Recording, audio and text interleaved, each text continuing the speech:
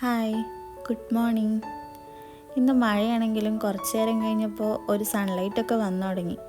ഞാൻ രാവിലത്തെ പണികളൊക്കെ നല്ല സ്ലോവിലാണ് കേട്ടോ ചെയ്യാറ്. എന്തിനാ വെറുതെ തിരക്ക് പിടിക്കണേ? രാവിലെ എഴുന്നേറ്റ് വരുമ്പോൾ കാണുന്ന കിച്ചണും കുക്കിങ്ങൊക്കെ കഴിഞ്ഞ് കാണുമ്പോൾ ഉള്ള കിച്ചണും നല്ല ഡിഫറൻസ് ഉണ്ടല്ലേ. ഇത് തന്നെയാണോ അതെന്ന് തോന്നും ഇടയ്ക്ക്.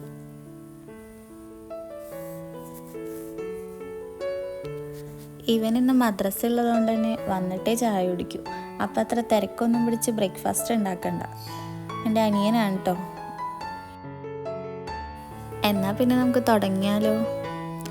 വെള്ളക്കടലയാണ് ഞാനിന്ന് എടുക്കണേ.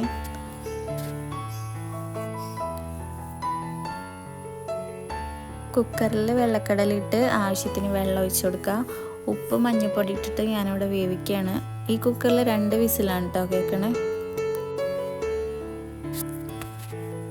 കടല അവിടെ കിടന്നാവുമ്പോഴത്തേനും നമുക്ക് പുട്ടിനുള്ള പരിപാടി നോക്കാം. ഈ പുട്ട് ഞാനിവിടെ നനച്ചു കൊടുക്കുന്നുണ്ട്.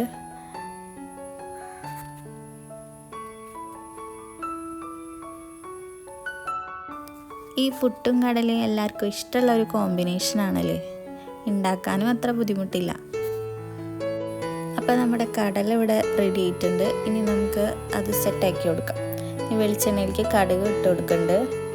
അതിലേക്ക് സവാള, ഇഞ്ചി, പച്ചമുളക്, വെളുത്തുള്ളി, വേപ്പില എല്ലാം കൂടി അരിഞ്ഞ് സെറ്റാക്കി ഞാൻ അവിടെ വെച്ചിട്ടുണ്ട്. അതൊക്കെ ഇട്ട് കൊടുക്കുക. നന്നായിട്ട് ഒരു ബ്രൗൺ കളറൊക്കെ ആകുമ്പോൾ അതിലേക്കൊരു തക്കാളി ഇട്ട് കൊടുക്കാം. അതും നന്നായിട്ടൊന്ന് വഴണ്ടി വരുമ്പോൾ നമുക്ക് മസാലകൾ ആഡ് ചെയ്ത് കൊടുക്കാം.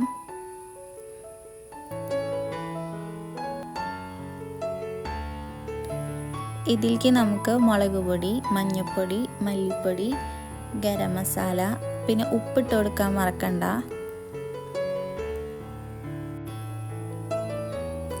എല്ലാം അതിൻ്റെ പച്ചമണം മാറണ വരെ നന്നായിട്ട് മിക്സ് ചെയ്ത് കൊടുക്കുക.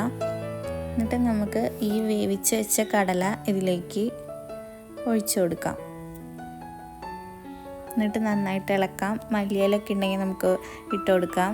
നല്ല ടേസ്റ്റാണ്.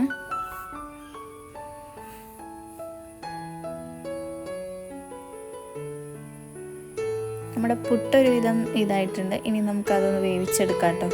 ആദ്യം ഞാൻ നാളികേരം ചിരകിയിട്ട് കൊടുക്കുന്നുണ്ട്. പിന്നെ പുട്ടുപൊടി ഇട്ട് കൊടുക്കുന്നുണ്ട്. അങ്ങനെ അതിപ്പോൾ സെറ്റാവും.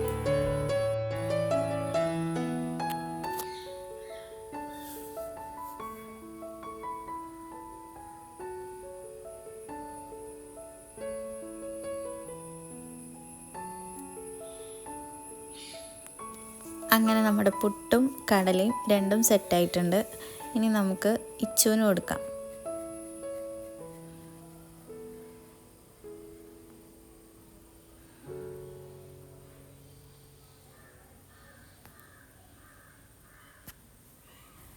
ഇതൊരു കുട്ടി മോർണിംഗ് വ്ലോഗാണ്. എല്ലാവർക്കും ഇഷ്ടപ്പെട്ടു എന്ന് വിചാരിക്കുന്നു. സബ്സ്ക്രൈബ് ചെയ്യാൻ മറക്കണ്ട.